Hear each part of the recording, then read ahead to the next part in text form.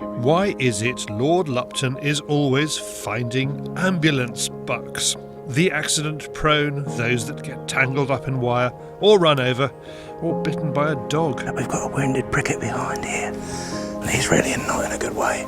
Tonight is no different. Although we've been told it's a foxing night, we are offered a fallow aperitif and served a lame pricket. For fallow and fox flexibility, Roy is using the InfiRay TD50L night vision scope. I've got a fawn that's out feeding here, so you can just see it. He's also got the Unique UH35 thermal spotter operated by Charlie. I used it the other day. We went out and did a little bit of culling with it just to try it out on, in the daytime. It's not as crystal clear as glass, but for a digital unit I was impressed with it, with the results we were getting, and the zoom range on it as well is incredibly good. The good thing with the unit as well is we can film through it, so we're going to hopefully film. It makes David's life easier. It doesn't put him under pressure this way. Makes my life easier. he has a very easy life anyway. You press record and he just goes, oh, is there something there? Oh. So anyway, David doesn't have to. We'll wait and see. David doesn't have to feel the pressure. David doesn't hopefully have to feel the pressure. That's what I've got to do. I've got to press record. Because I'll be going, press record, press record. Oh, do I? Exactly. Yeah. No, possibly not. So, it could be a very frustrating evening for David. Very. Let's hope we can make a film. Possibly not. Possibly, who knows? The problem we have here right now is a lack of backstop. The herd did what Roy didn't want them to do, and that was to charge up the field to feast on acorns. Roy decides to make a move, then has to retreat before one of them spots him. Get down. Oh, get down. Down. Yeah.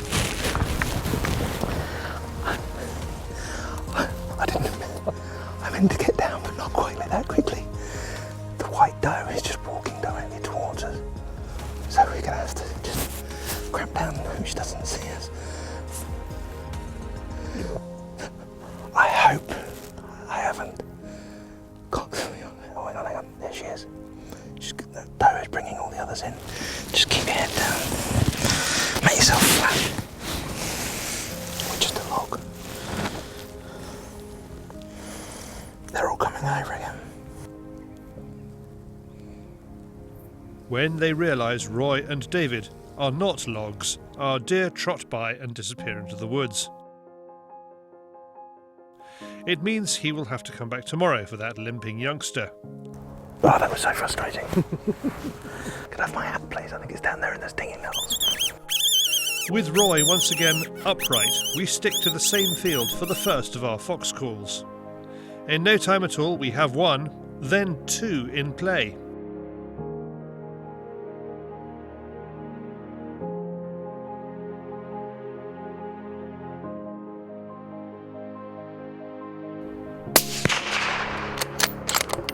He chooses to shoot the further of the two.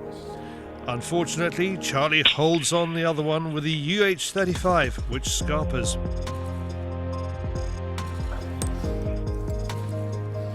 Then Roy shifts up a gear and uses the silver fox call. A third fox arrives, and Roy drops it where it stands.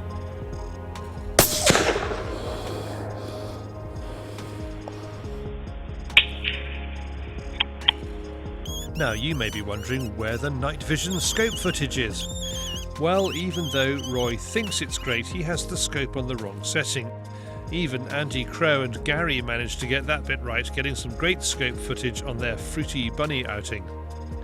Let's have a look at these foxes, which Roy is going to use to help get his eagles match fit. So this was the second one that came in, and yeah, a very, very nice little vixen. We'll go and find the first one. Obviously we had another fox come in as well, which actually came in closer, but I was gambling and I was hoping that if I shot the first two, if I shot the one that was slightly further away first, then with that one running away, it might just stop before it went into the wood, but unfortunately we didn't get a chance on that, otherwise we should have had three on that stand. So, but again, the night vision worked incredibly well on that one. And unfortunately, as the years have gone by and David's got older, and more crusty, then we tend to not stay out quite as late. 8 o'clock. And 8 o'clock, yeah, exactly. Yeah, so it's dark. It's now past his bedtime. He's very grey. I think he's very, very worried, just in case he stays out in the dark too long, that a very amorous badger might mistake him for a female. So he always does. He always tends to squirrel off. So we might not get the bag that I was hoping for, but it all depends how long David can last for. So if not, we'll have to go. Two. Two. Film? That's a start. No. That's a start. It's not a film. It's a start. Even Henry and Charlie want to go home. They do not want to go home. Yeah, we need some more eagle lures. Yeah, exactly. We're out to get eagle lures, mate. So unfortunately, you're in for a long night. It's interesting. I just want to see what sex this one is. So this is the first one, and I think I actually got it on the camera. You can see where it sat down. It saw the other fox coming in to the side, and it submitted to it. So it's obviously lower in the pecking order, lower in the ranking, because it was very submissive to the other fox that was coming in. So I think it's actually another small vixen, but we will have a look and see. Nowhere near as shiny as the other one, but yeah. So it's a little vixen, and as I say, she was definitely submissive to the other fox coming in, which was quite interesting. So what do you need for an eagle lure to make it? Well, preferably a fox that's intact. That doesn't have a big. That doesn't have a big hole in it, which we're failing to achieve at the moment. So. What are the chances of you actually getting a? Well, I think the lads are just going to have to, because we normally skin them off and just use the head and the skin and the tail. So it is possible to use these, but the lads are going to have to be very good with their seamstressing skills. So they're going to have to do a little bit of stitching, I think, once we skin these off, because at the moment we tend to be making a bit of a mess. Off to the other side of the estate, and one fox proves super tricky. This time Roy blames David for ODing on the IR, but he still gets his Charlie. This is something that is always in the debate between thermal and night vision. Night vision gives you, greater capability for identification and for clarity of picture and seeing exactly what's going on, and for depth of field. But if you have got some tricky foxes, they do pick up on the IR. We've seen that with rats as well.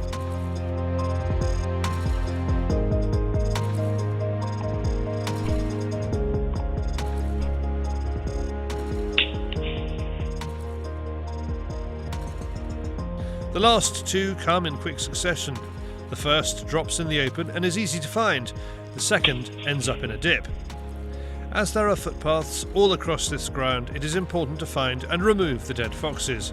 It's important to maintain good PR. This is really where the thermal comes in when you're in an environment like this and looking for either a fox or a deer that's maybe fallen into thick cover, or as we've got here, is that fox has just fallen into the little bit of a ditch, and the colour match is perfect for the dead bracken. So with the lights of the gator, you just couldn't see it. The only way we could pick that up is with thermal. It's been a successful evening on the foxes and a frustrating one on the fallow, but Lupton will definitely be back for that buck. If you want to buy either of the InfiRay units, the TD50L Tube night vision scope or the Unique UH35 thermal spotter, you can find them on Kit Finder. Scan the QR code or there is a link below.